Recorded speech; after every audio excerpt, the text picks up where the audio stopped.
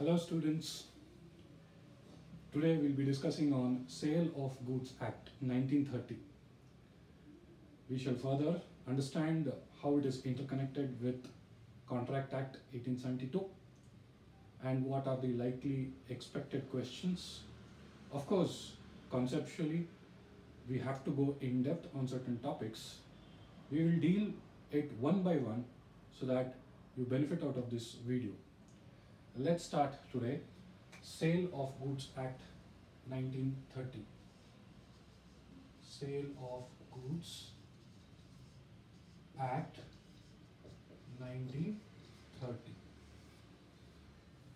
Now, when it is an act, of course, we have to seriously understand the various provisions mentioned in the act through sections.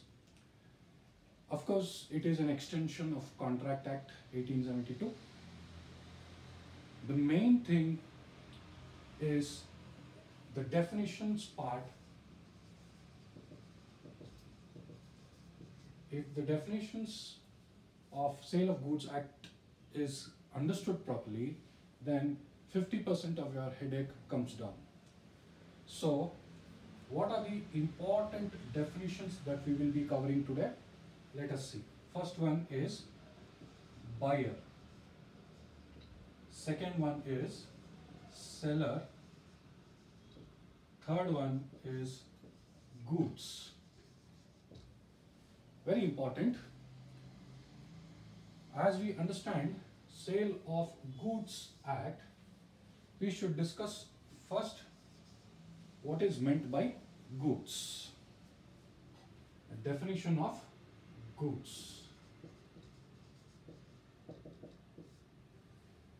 What does goods mean?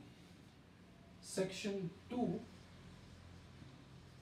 subsection 7 of Sale of Goods Act 1930 mentions few issues. We shall discuss that one by one. It means goods means what are those? First one, he says movable property. Any movable property will be termed as goods. However, we have certain issues here. We have certain exceptions here. We shall see that. He says goods means movable property other than means leaving out what? Actionable claims and money. Goods means movable property, but it does not include, or it says other than actionable claims and money. Now, money we know are different forms of exchange currencies. Now I have to mention one point, that if we are talking about India, in India rupees is the currency which is in vogue. Therefore, that money is not termed as goods even though it is movable. But having said that, foreign exchanges like dollars, pounds and whatnot, other countries' currencies I meant, will be termed as goods because it is movable. So money of a particular country, even though it is movable, is not treated as goods. Then what is actionable claims? Actionable claims means a debt. Debt means, let's say I have taken money from you. You can only ask me to give back. If I don't give back, the only recourse you have is to put a case on me, that is a suit. Now, even though it leads to a basic point called money, but if I have taken a loan, loan cannot be termed as goods, is what the section says. I hope I am very clear with what I have discussed. Goods means movable property of any kind other than actionable claims and money. But he further says goods includes certain things. What are those?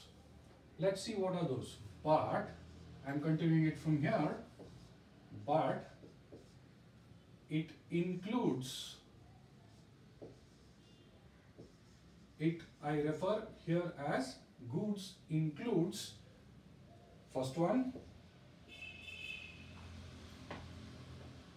goods includes, first one, stocks and shares. Second one, growing crops.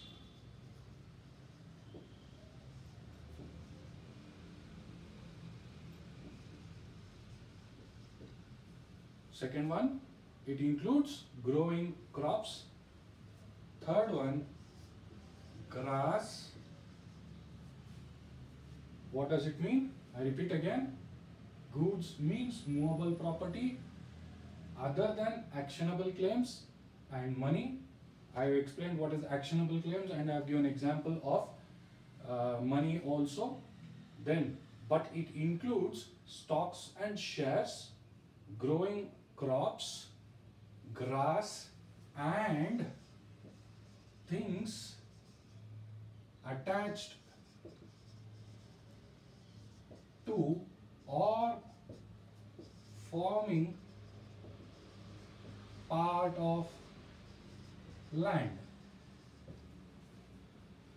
Grass and things attached to land, or it is forming part of land, but please see, I have used the word but, that means there should be some issue in that. What it means, it should be severed or agreed to be severed, agreed to be severed, agreed to be severed under a contract of sale. It's such a huge definition. We have broken up into small pieces only for your good. I repeat again, goods means movable property of any kind other than actionable claims and money. What does actionable claims means? It means debt. Money means, as I've already discussed, our currency. However, remember, foreign currencies for a respective country is not termed as money, it will be termed as goods only. Further, it includes what? Stocks and shares. That means, if I take a movable property, stocks and shares is movable property, therefore it is goods. Money, even though it is movable, is not goods because of the word other than. Next, stocks means what? Our share market, if we have consolidated a set of companies' shares, let's say a stock of 100. When we say a stock of 100, it means 100 shares is termed as one stock.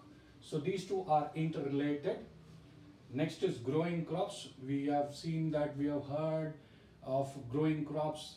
We have seen in movies, we have actually seen growing crops like paddy growing, rice growing, etc. And grass in its true form, and things attached to or forming part of the land.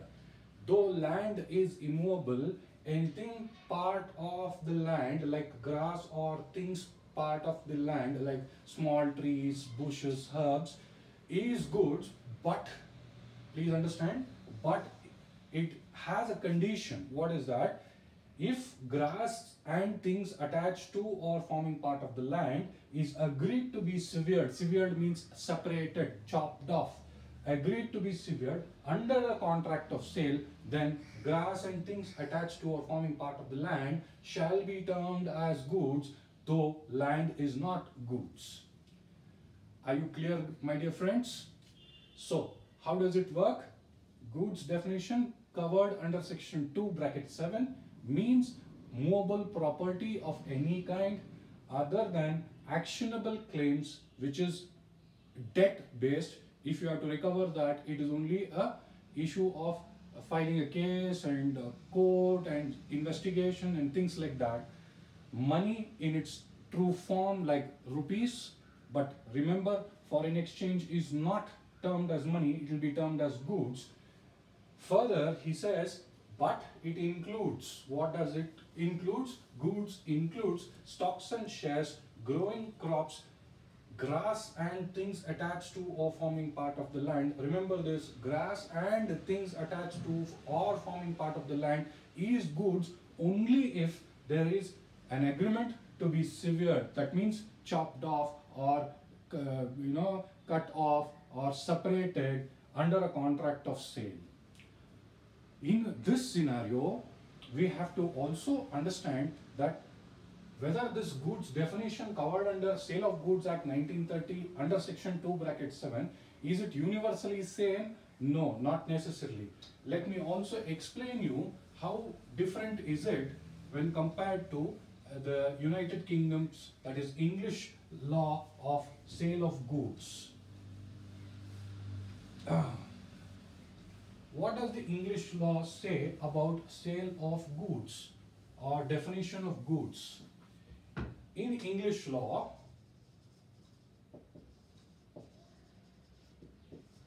almost similar definition is given, but what it says is, here we say includes stocks and shares. What do we say? Here includes stocks and shares. But in English law, we do not have this, which means does not include stocks and shares. English law does not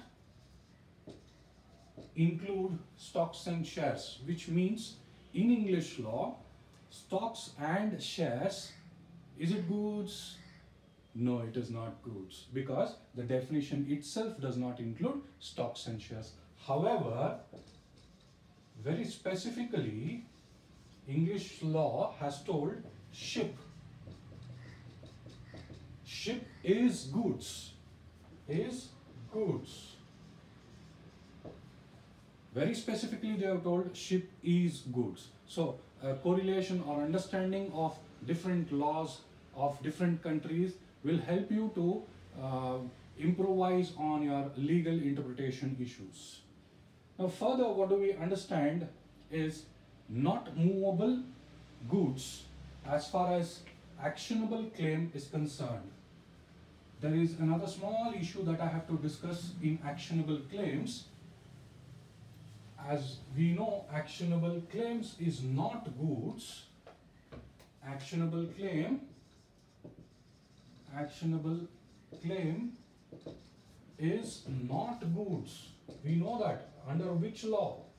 Under Sale of Goods Act 1930, actionable claim is not goods. Agreed. But there is something called fixed deposit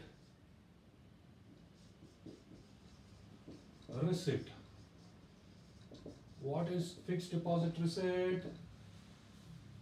You have heard about things, saying your senior citizens, your parents, your uncles and your aunties, FDs, fixed deposit receipts is termed as goods.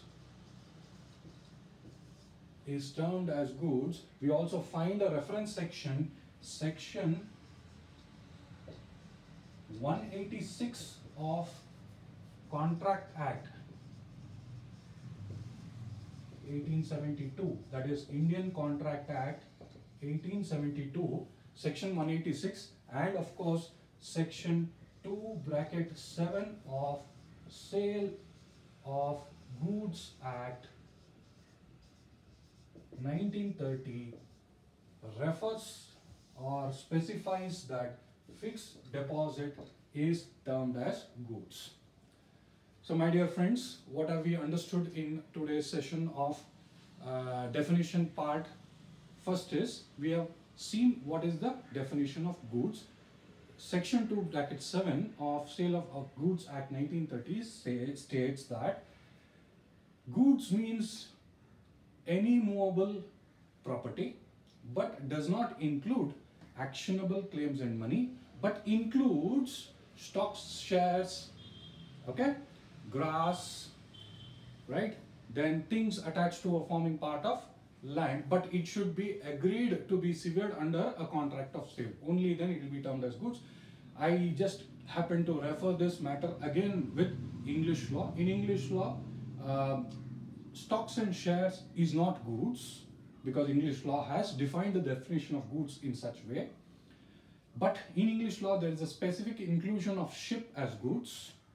Then, understanding actionable claims, I happen to discuss about fixed deposit receipt, that is the certificate given by the banks for keeping your money in the bank as a deposit. That fixed deposit receipt, that is FDR, is termed as goods. Are we clear about the definition of goods, my dear friends? Yes. We shall go on to the next definition of buyer and seller. Let's see what is the definition. Buyer.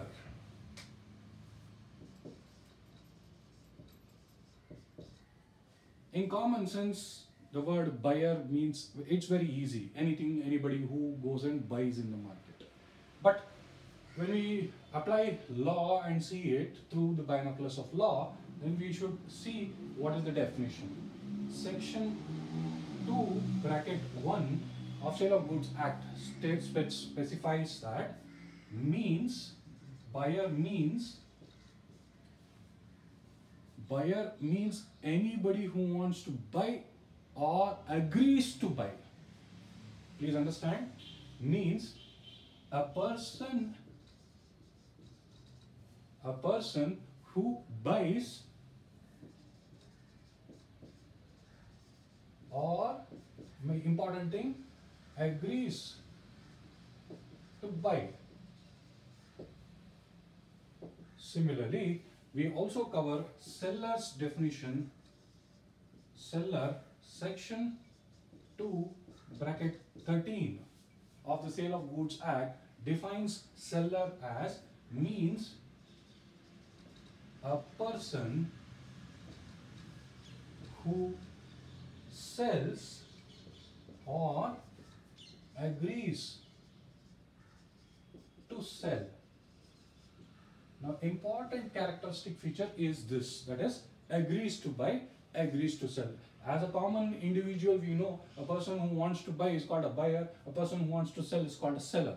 But then the attachment to it makes it more important, that is, agrees to buy, agrees to sell. So, any person who agrees to buy, he may not actually buy, he agrees to buy, or any person who agrees to sell are termed as buyer and seller respectively under contract, that is Sale of Goods Act 1930, respectively under section 2 bracket 1 and 2 bracket 13. I hope the definition of buyer and seller is clear. We shall move on to the next part. What is the next part? Let us see that.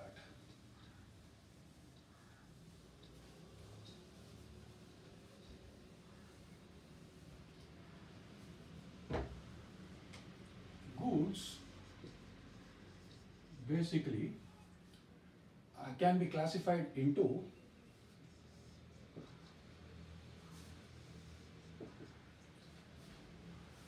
existing goods, specific goods,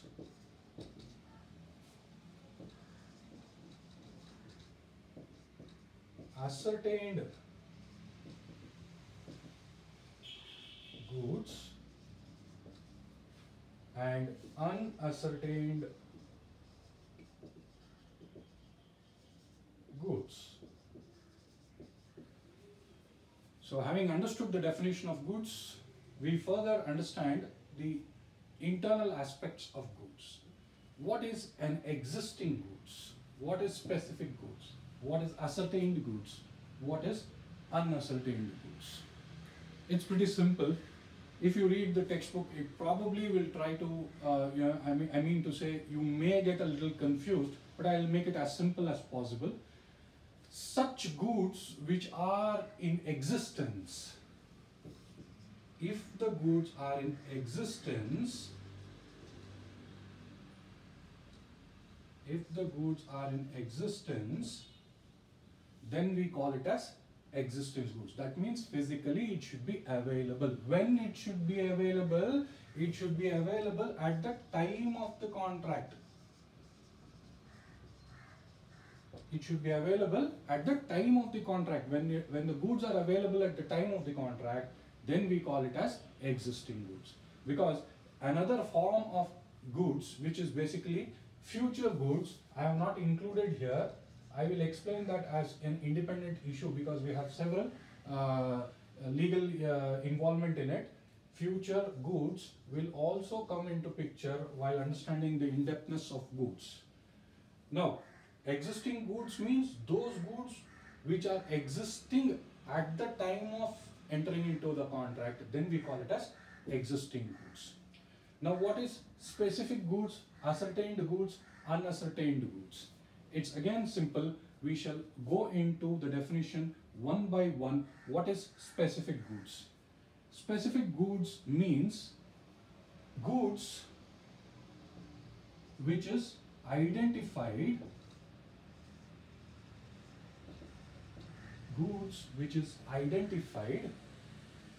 then we also should say when it is identified. Goods identified at the time of the contract,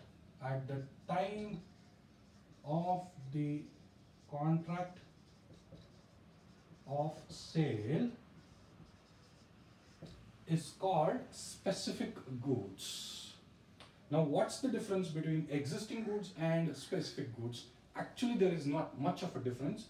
However, when we are further understanding, because both of the goods definition says at the time of the contract, So to that extent it is same. However, when we see specific goods identified at the time of the contract of sale, but it should not be generic or unascertained. Now, what do you mean by generic or unascertained? We shall define that as a simple case of, please understand, generic or unascertained by description.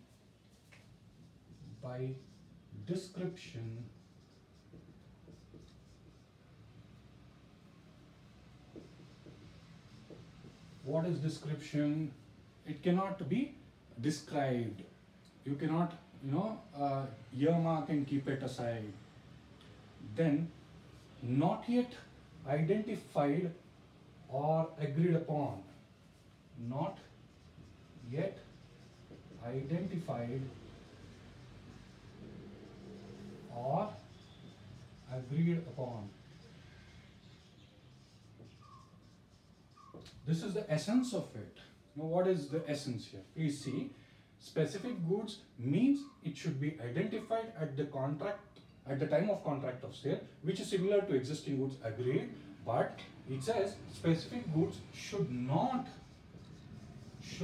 be generic or unascertained goods. Now, what is meant by generic or unascertained goods? That means any goods which is by description not yet identified or agreed upon. If by description, or if it is not identified, or if it is not agreed upon, then it cannot be termed as specific goods. I hope you are understanding what I am trying to explain. Later on, of course, I will give examples for each and every case. That will solve most of your doubts. Further, we shall understand what is ascertained goods. I do not have space here, so I am going to erase this part. Students who are watching this video, if you want the notes part, you can take screenshots whenever I have written it on the board, and for your reference you can later connect it with the screenshots and the videos. Fine. What is ascertained goods? Goods which is, of course, when I discussed about existing goods, specific goods, I did not mention the section numbers because goods per se we have already defined under section 2 bracket 7. We are trying to see the varieties of it, the in-depthness of it. So goods means identified in accordance with an agreement. Ascertained goods means goods identified in accordance with an agreement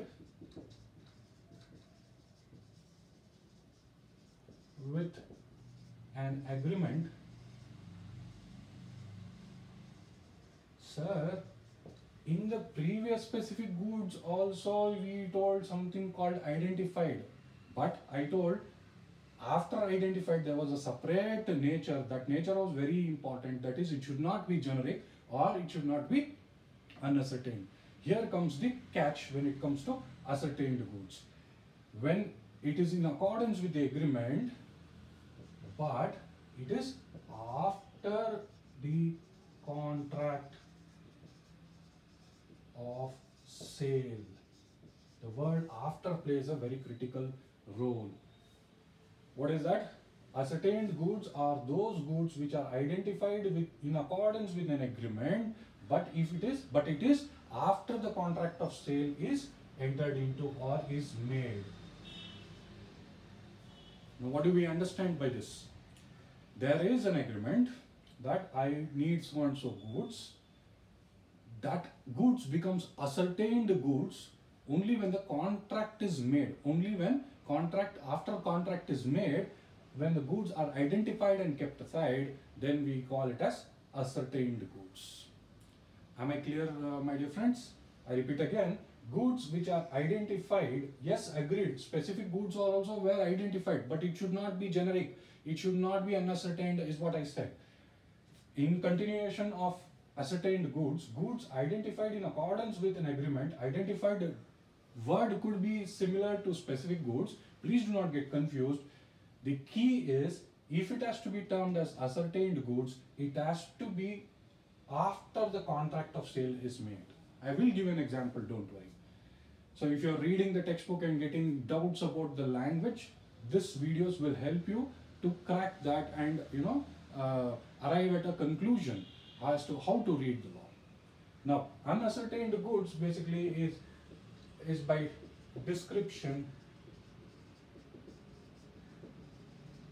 If you are, let's say, logged into Flipkart, you're seeing only the photos of it and you're not seeing the actual goods. So we can call such goods as unascertained goods.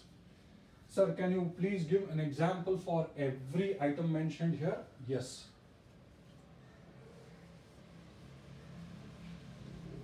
Let me explain that by way of an example. What are the examples? Now, existing goods and specific goods, example can be the same.